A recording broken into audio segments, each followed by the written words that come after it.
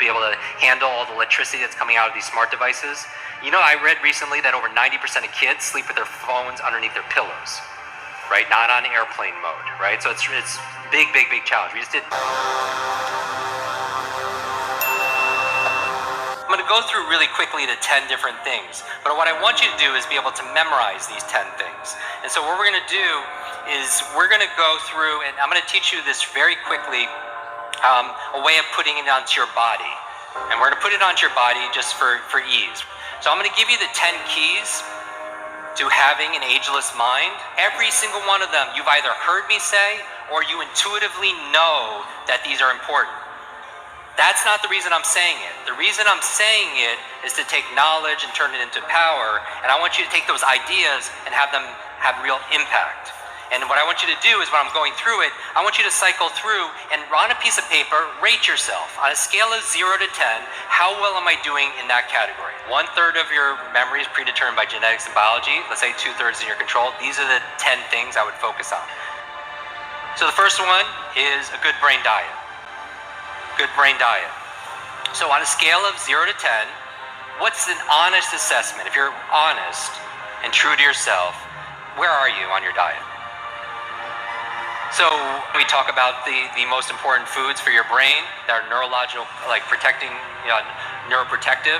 So we're talking about avocados, we're talking about blueberries, or what I call brain berries, right? We're talking about broccoli, we're talking about eggs, if that's allowed by your diet. We're talking about coconut oil or olive oil. We're talking about green leafy dark vegetables, wild salmon, if you're allowed to, if that's part of your diet also as well. Turmeric. I do every morning. I do like an almond turmeric like tea, right?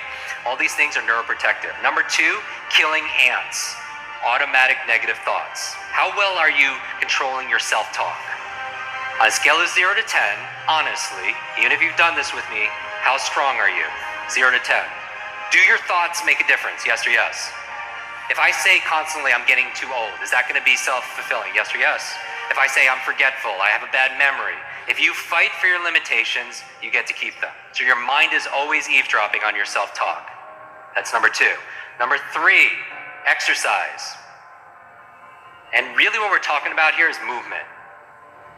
The number 1 function of your brain is to control your movement, right? That's why we know there's not just a brain-body connection, but a body-brain connection, that using your body in different ways stimulates neurogenesis, it stimulates neuroplasticity, it stimulates brain-derived nootropic factors, which is the fertilizer for making new connections. So you have to move, but we live in a very sedentary life, right? I was reading this book talking about barefoot kids and how we're taking away seesaws and swings and all these things.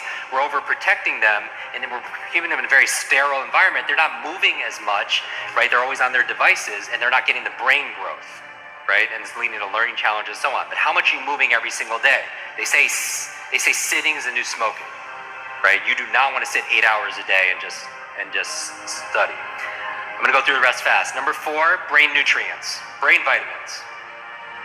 Because we're traveling, we're maybe going to eat the best foods ever. Are you supplementing with food? There are certain nutrients, and I would make this a no-brainer. I would just go to your functional medicine doctor and get like hormonal tests, full spectrum tests, food sensitivity, and just see what your baseline is, because I really do believe people are bio-individual. Like, I've seen all the research, talk to so many individuals, find out what works for you. Because the most important supplement is DHA for the brain. DHA. All right, that's number 4. Number 5, positive peer group. So rate yourself 0 to 10. How inspired, encouraged, challenged, energized are you by your peer group? And again, peer is choice. I'm not talking about your family, although they maybe are your peer, but the people that you choose, right? So either get a new group or choose who you're going to let affect you. Positive peer group, because it really affects your brain. 0 to 10. Really fast. Number 6, clean environment. How clean is your environment? How organized is 0 to 10? And you know this, right? Is your external world reflected by your internal world? And vice versa? Because it's a feedback loop. Have you ever cleaned your room, clean your desktop, clean your work area, and all of a sudden you have clarity of thought?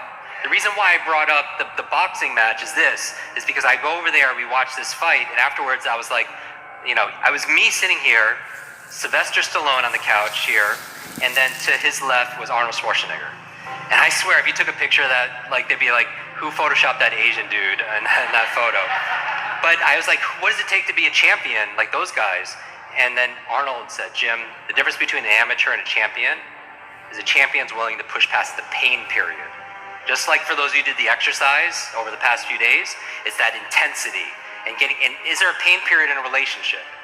Is there a pain period sometimes in a health crisis? Is there a pain period also in your business? Multiple pain periods, right? The ability to push past, that's where the period is now, because you've just done days and days, and you feel like your attention is wandering and going different places. This is the time when it counts, just like with your workout, right? So if Lorenzo and his team's here, that would be the goal.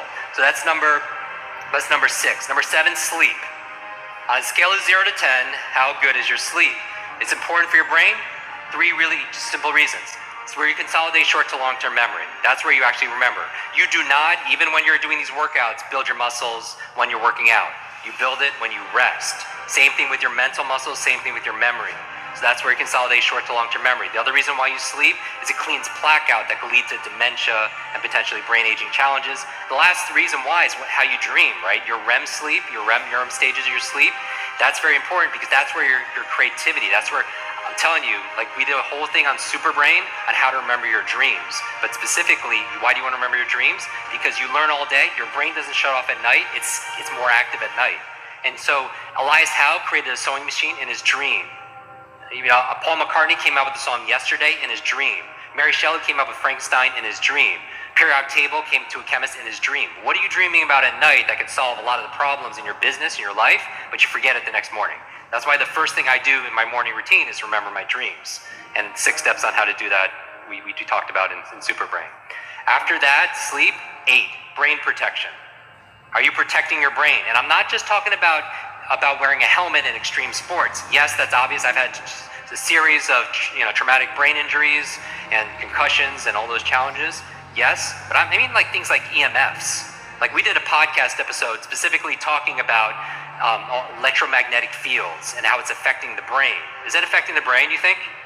Do you think it's normal? Do you think we evolved or were born to be able to handle all the electricity that's coming out of these smart devices? I read recently that over 90% of kids sleep with their phones underneath their pillows, right? Not on airplane mode, right? So it's big challenge. We just did 2 videos on that. They have 4 million views in just a matter of weeks. You should watch those videos. EMFs, protect your brain. Number 9, new learnings. New learnings, meaning that you might have seen the longevity. This is a longevity conference on the cover of Time magazine where was this study on nuns who were living 80, 90 and above. What was the secret to their longevity? Part of it was their emotional faith, gratitude. The other half, lifelong learners. These group of women were just learning every day, reading every day, having deep conversations, doing the work every single day. It added years to their life and life to their years. So always learning, and I'm preaching to the choir here. But I know for a fact, most of you could actually push it even more, all right? That's how you create neurogenesis and neuroplasticity. If you want to know the secret to having an ageless mind, neurogenesis says you could create new brain cells the day you die. Neuroplasticity is saying you can create new connections to the day you die. The 2 most important factors outside of sleep that's going to promote neurogenesis, neuroplasticity, novelty and nutrition. Just like your body, you have to give it novelty or stimulus, and you have to give it nutrition and feed that muscle. Does that make sense? Same thing with your mental muscles. So novelty of movement, novelty of ideas. But most people, as we grow older, and I mean chronological age, we shut down because we feel like we know everything, right? So there's no novelty that's there. There's a Rumi quote that says, sell your cleverness for bewilderment. Like, when's the last time you felt bewildered? Remember, you don't have creativity or have focus or have a memory or have bewilderment or have love or have motivation or have energy. You do those things. You do energy, you do creativity, you do focus, you do bewilderment.